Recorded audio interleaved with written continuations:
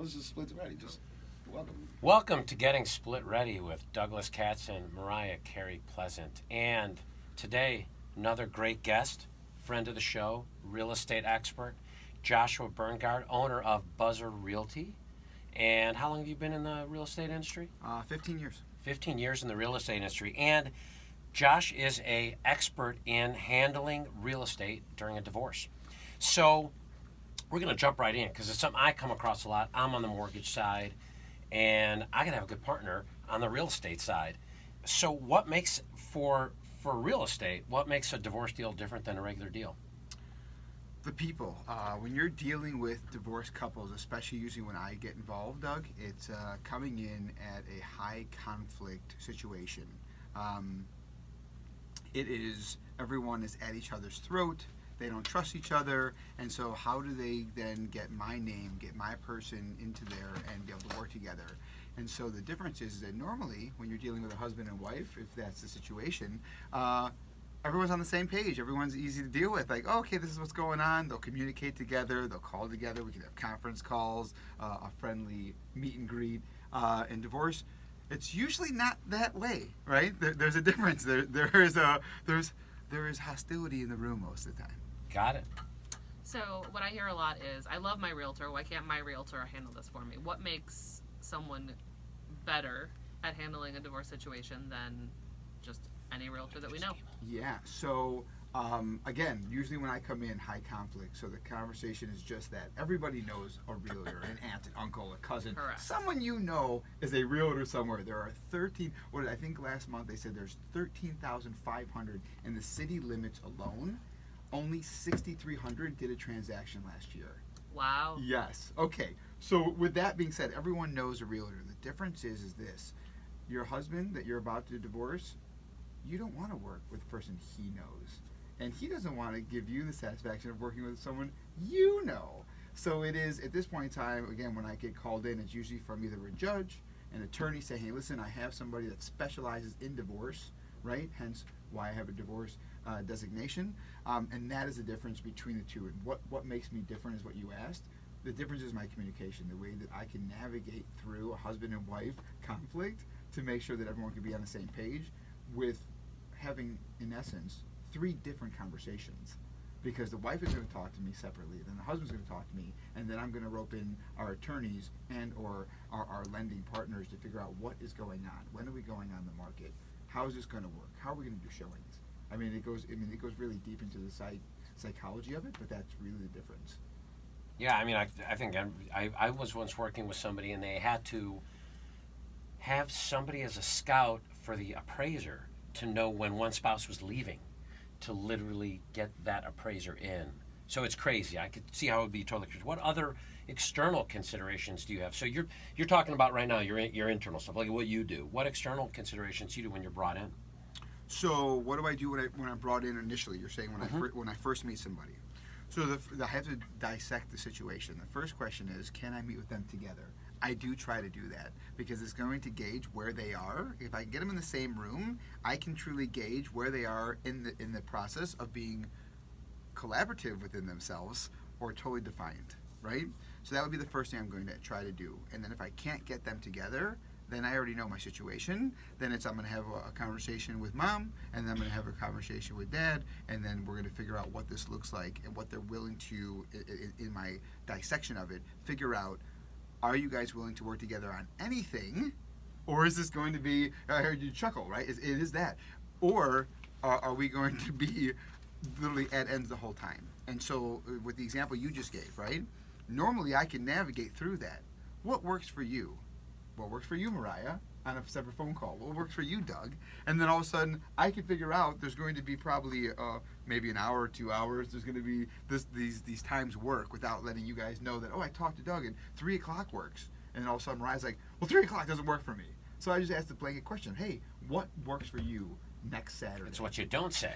You got it. There you go. Exactly. I like that. Exactly. I like that. Well, I have to be, in that case, the mediator or the middle person between them to make this work. That's awesome. Most realtors will not do that. They don't have a clue of how to do it. They're going to ask the same question. Come on, guys, let's work together. We're not working together. That is the reason why we're getting divorced, is because we're not in a position to work together. That's So, amazing. in your experience, what advice would you give to couples? You know, they're just beginning the divorce process. They know that they have to figure out what they're going to do with the house. It's oftentimes one of their biggest assets. What advice would you give them starting out? So Mariah, I think you're really judging something that is not true. What's A that? lot of couples have no idea at the beginning that they have to give up the house. Not It's necessarily that usually- they have to give up. Well, right? okay. Well, Yep. you just made a blanket statement. Yep. The idea is that like someone in their mind usually has the ideas.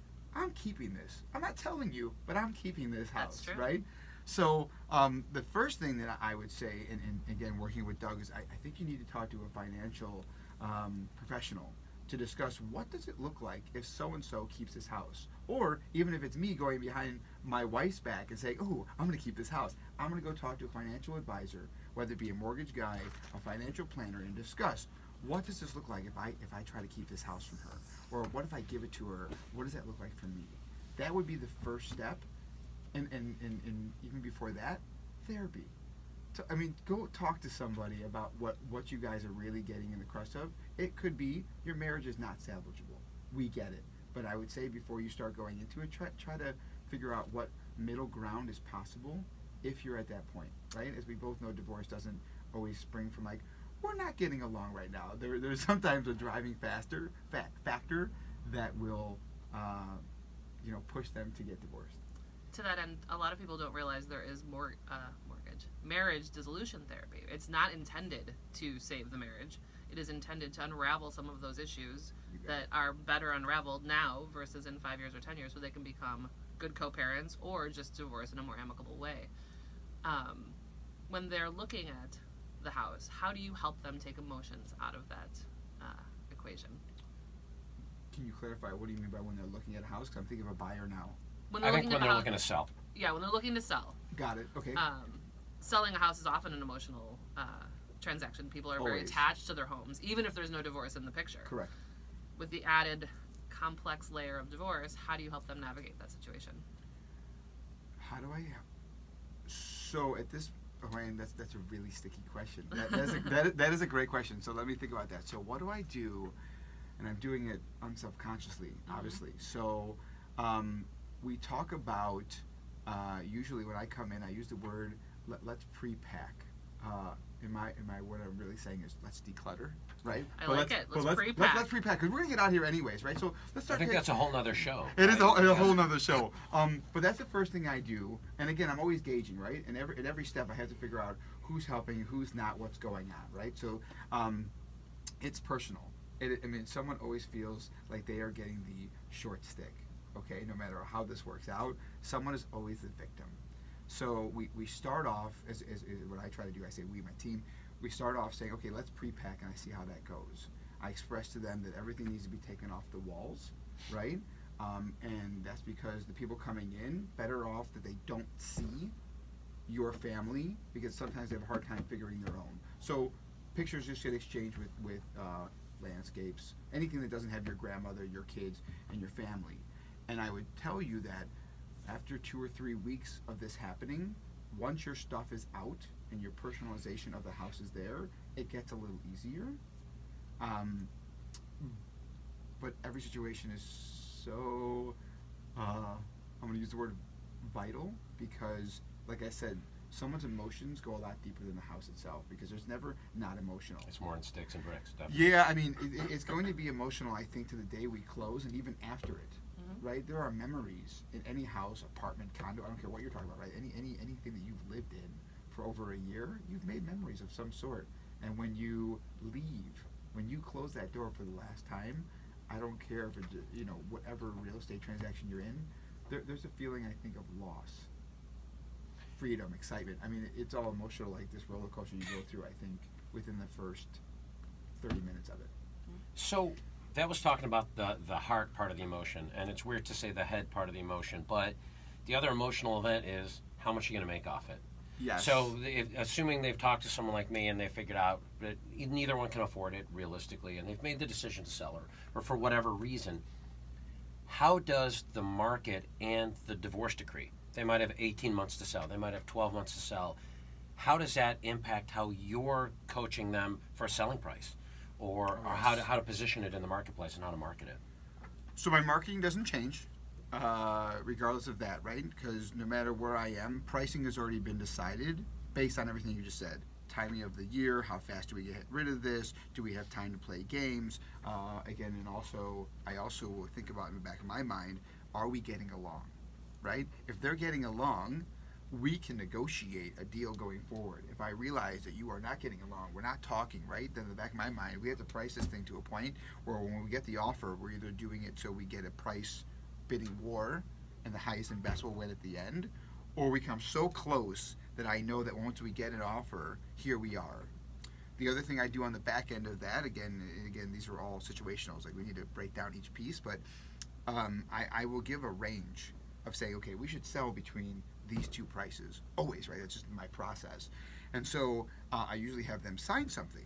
So when we get an offer between these two prices and they say no, and this is going divorce or not, I show them like, hey, we agreed on this a month ago, 3 weeks ago.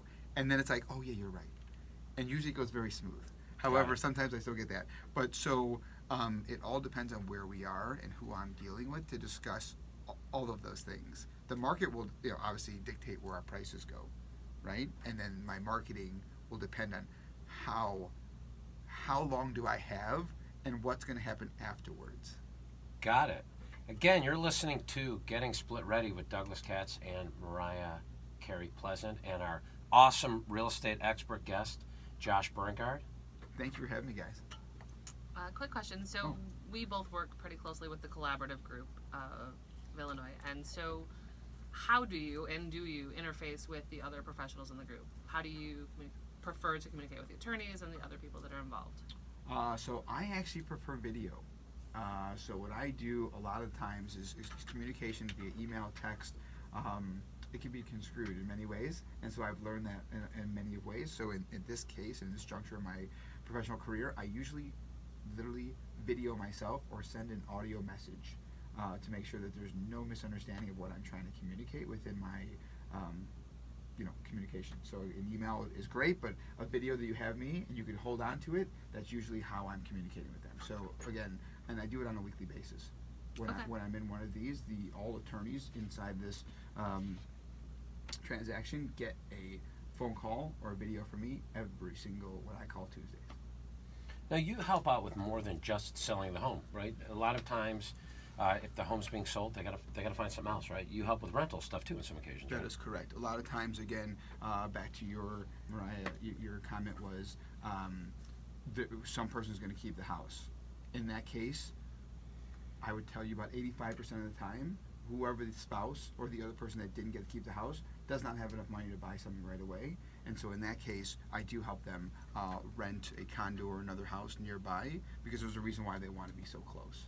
Or they're just not ready to buy again, right? Someone's going to live in the suburbs and then I'm gonna spread my wings and they come to the city, and buying in the city is not something they're willing to do. And so here we are. Let me find you a rental. Let me get your feet wet back into the single world, A, and then B in a totally different context. Again, a whole nother show. Yeah, a whole other show. Yeah. And from a financial perspective, we often encourage people to let the dust settle before making those large transactions and those large decisions. Yeah. My favorite question to ask is, tell us about one of your craziest situations that you've encountered as a realtor for our particular niche. Sure. Okay, yeah. I'll give you, this is great. So, Bolingbrook, Illinois. The names will go nameless. And we have a couple with at this point in time, I want to say she was either 12 or 13-year-old daughter. Couple, husband works sanitation, and the wife is a police officer. So, total high conflict. And they need to get divorced. They're not getting along. It's tearing apart the child.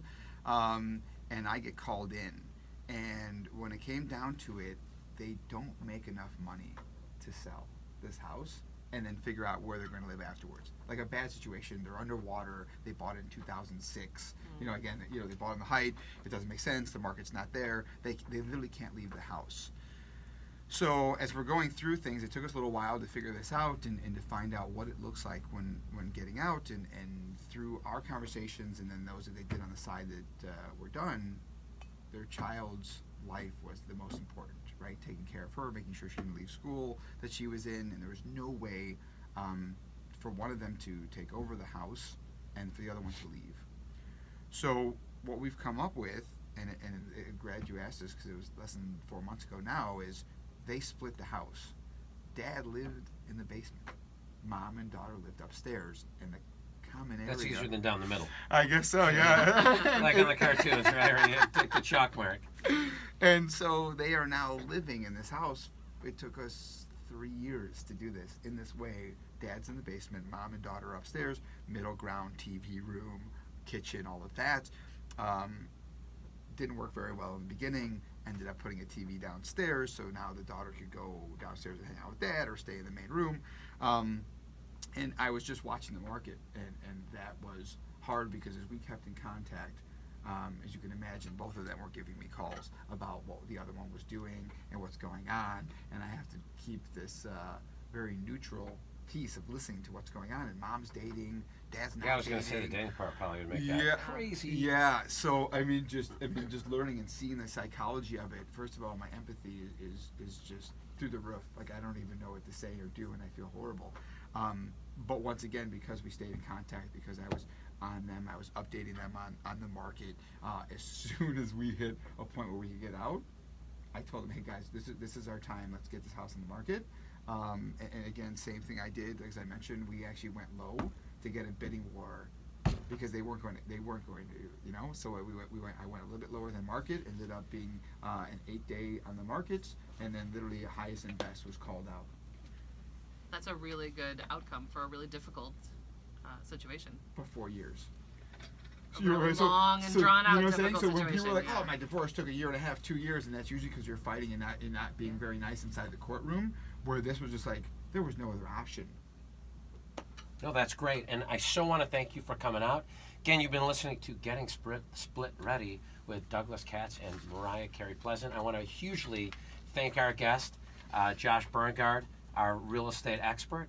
Thank you so much for coming out. Thank you for having me, guys. I appreciate it. Thanks for coming out, Josh. And if you are thinking about divorce, please visit our website, splitready.com, and take our free assessment.